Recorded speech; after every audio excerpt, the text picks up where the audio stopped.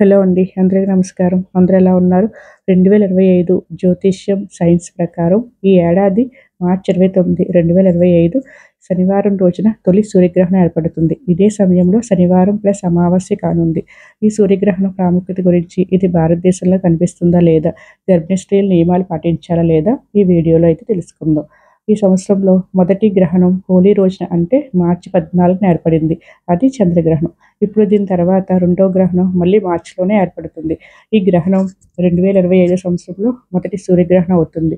ఇది మార్చి 29వ తేదీ చైత్రమాసం ప్రారంభానికి ఒక్కరోజు ముందుగా ఈ గ్రహణం ఏర్పడుతుంది. ఈ సూర్యగ్రహణం సమయంలో భూమిలోని కొన్ని ప్రాంతాలు పగలు, కొన్ని ప్రాంతాలు చీకటితో కప్పబడి ఉంటాయి. ఇప్పుడు 2025 సంవత్సరంలో మొదటి సూర్యగ్రహణం ఏ సమయంలో ఏర్పడుతుందో ఇప్పుడు తెలుసుకుందాం.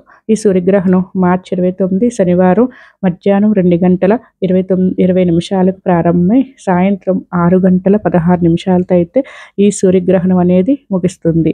ఇది పాల్గొన మాసం కృష్ణపక్ష అమావాస్య రోజున సంభవించే పాక్షిక సూర్యగ్రహణం. ఈ గ్రహణ ప్రభావం మన భారతదేశంలో పాక్షికంగా మాత్రమే ఉంటుందట. ఈ తొలి సూర్యగ్రహణానికి కంకణాకార సూర్యగ్రహణంగా శాస్త్రవేత్తలు పేరు కూడా పెట్టారు. ఈ సూర్యగ్రహణం మన భారతదేశంలో పాక్షికంగా మాత్రమే ఉన్నప్పటికీ కూడా గర్భిణీ స్త్రీలు కొన్ని నియమాలు పాటించడం వల్ల పుట్టబోయే బిడ్డ ఆరోగ్యంగా ఉంటారు. ఆ రోజున గ్రహణ సమయం కంటే ముందుగా ఆహారం తీసుకుని కదలకుండా పడుకుంటే మంచిది. బయట తిరగకూడదు. గ్రహణ సమయంలో పడుకునే ఉండాలి.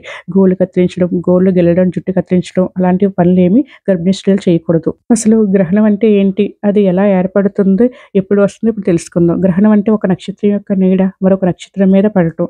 సూర్యుడి నుంచి వచ్చే కాంతి భూమికి చేరకుండా చంద్రుడి మధ్యలో వచ్చినప్పుడు అది సూర్యగ్రహణం. అలాగే భూమి, సూర్యుడు చంద్రుడికి మధ్య వస్తే అది చంద్రగ్రహణం. దీన్ని చంద్రగ్రహణం అంటారు.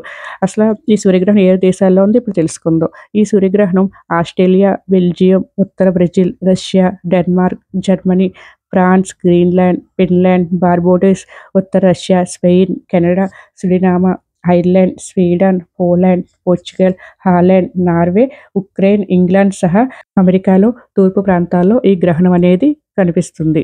మన భారతదేశంలో మాత్రం పాక్షికంగా మాత్రమే ఉంటుంది. ఇదండి ఈ వీడియో. నా వీడియో కనుక ఏదైనా సరే మీకు నచ్చితే కనుక ప్లీజ్ లైక్ చేయండి, షేర్ చేయండి, సబ్స్క్రైబ్ చేయండి. Thank you for watching.